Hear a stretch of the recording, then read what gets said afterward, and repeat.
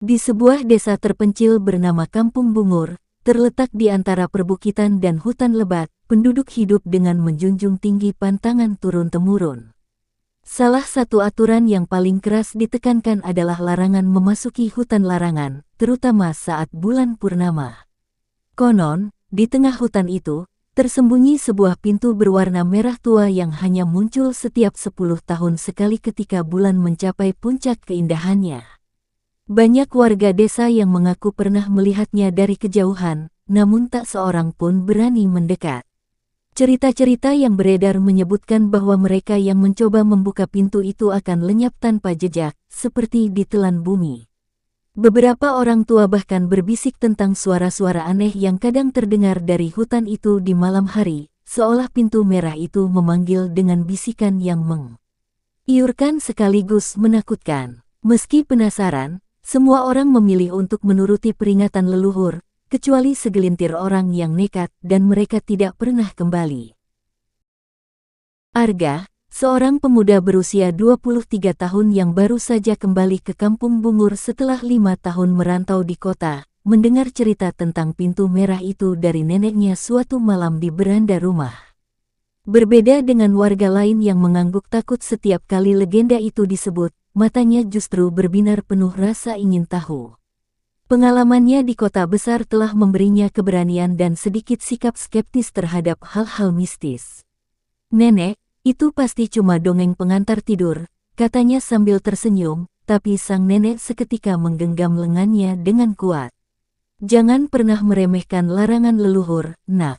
Kakek buyutmu adalah salah satu yang tidak pernah pulang setelah nekat masuk ke hutan itu," bisiknya dengan suara serak penuh peringatan. Namun, bukannya takut, peringatan itu justru memantik tekad Arga untuk membuktikannya sendiri. Malam itu juga, diam-diam ia menyiapkan tas kecil berisi senter, pisau lipat, dan sebotol air, sementara pikirannya dipenuhi bayangan tentang pintu misterius yang mungkin menyimpan jawaban atas semua kehilangan di desanya.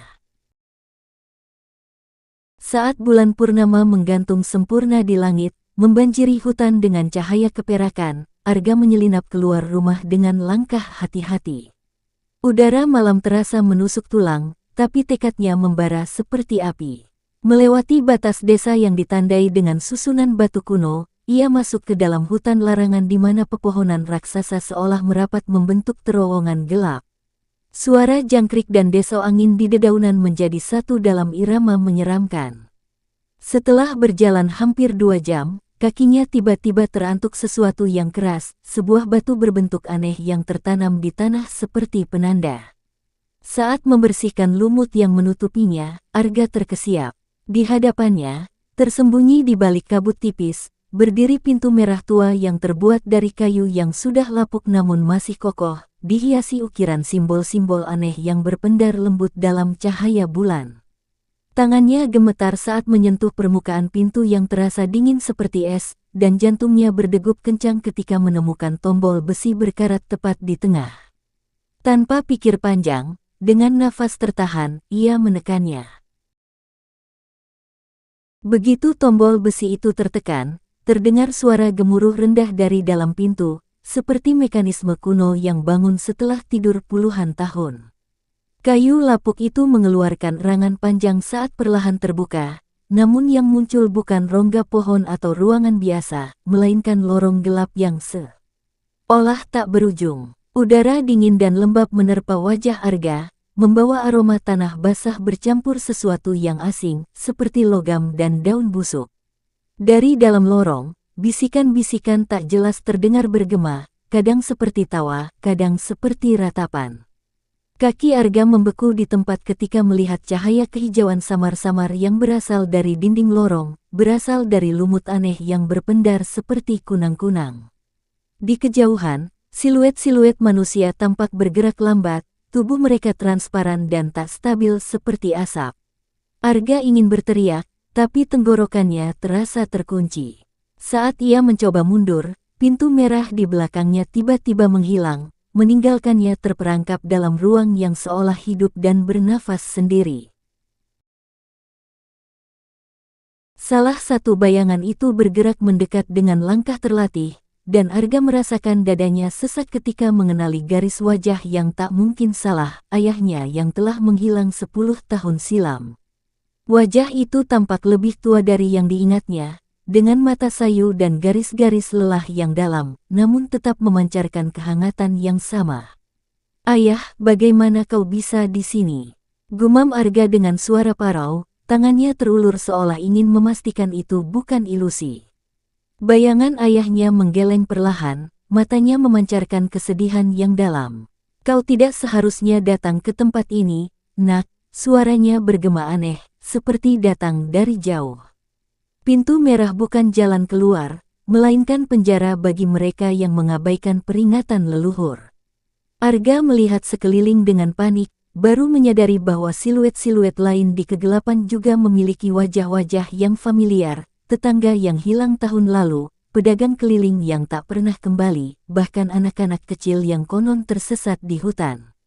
Mereka semua terperangkap dalam keadaan antara ada dan tiada, seperti terjebak dalam mimpi buruk yang tak berkesudahan. Arga merasakan kedinginan yang aneh merayap dari ujung kakinya, perlahan tapi pasti mengeras seperti kayu yang membatu. Ia mencoba melangkah mundur, namun akar-akar halus dari lantai lorong sudah melilit pergelangan kakinya dengan erat. "Ayah, apa yang terjadi padaku?" teriaknya panik, sambil menatap tangannya yang mulai berubah warna menjadi kecoklatan, kulitnya retak-retak seperti kulit pohon tua. Ayahnya hanya bisa memandang dengan pandangan hampa, seolah sudah tahu tak ada yang bisa dilakukan. "Hutan ini mengambilmu, Nak. Seperti dia mengambil kami semua," bisiknya sambil menyentuh bahu Arga yang semakin kaku. Suara gemerisik daun dan batang yang bergesekan semakin keras, seolah seluruh lorong bernafas dan hidup. Arga berusaha berteriak minta tolong, tapi suaranya hilang ditelan gemuruh yang aneh, sementara matanya yang terbelalak mulai kehilangan cahaya, perlahan berubah menjadi gumpalan resin yang mengkilap seperti getah pohon. Di detik-detik terakhir kesadarannya, ia masih bisa mendengar bisikan ayahnya yang sayup, "Tidurlah, jadilah bagian dari hutan ini selamanya." Di Kampung Bungur, kegelisahan mulai menyebar ketika fajar menyingsing namun Arga tak kunjung pulang. Neneknya yang renta berdiri di depan rumah dengan mata berkaca-kaca, tangan keriputnya menggenggam erat selendang merah tua, warna yang sama dengan pintu terkutuk di hutan. Warga desa berkerumun, suara mereka berbisik-bisik penuh ketakutan sambil sesekali melirik ke arah hutan yang tampak lebih gelap dari biasanya. Beberapa pemuda bersenjatakan golok dan obor bersiap menyisir hutan, tapi langkah mereka terhenti ketika sang tetua adat, Mbah Ngadi, mengangkat tangannya tinggi. "Sudah terlambat," gumamnya dengan suara parau sambil menatap ke arah hutan, matanya seolah bisa menembus pepohonan. Pintu merah telah mengambilnya, seperti dia mengambil yang lain, di depan rumah Arga. Dengan gerakan ritualistik, neneknya mulai menggantungkan kain merah di pintu, sebuah tradisi kuno yang berarti keluarga itu telah kehilangan salah satu anggotanya untuk selamanya.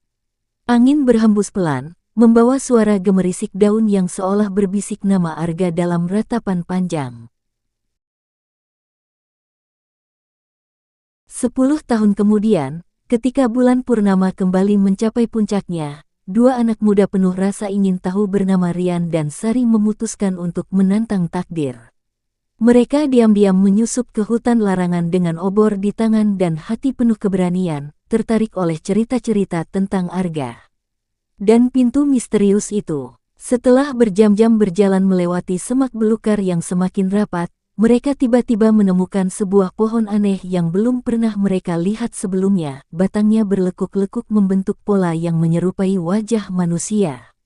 Saat Sari mengangkat obornya lebih tinggi, napasnya tersangkut melihat detail yang mengerikan. Mata pohon itu memiliki tonjolan seperti bola resin yang memantulkan cahaya, dan jika dilihat lebih dekat, bentuknya persis seperti mata Arga yang selalu tergambar dalam foto-foto di rumah neneknya. Rian menjatuhkan obornya dalam ketakutan ketika menyadari seluruh batang pohon itu seolah memiliki lengan yang terangkat dalam pose memohon, dengan jari-jari kayu yang mencengkeram udara seolah berusaha melarikan diri dari sesuatu.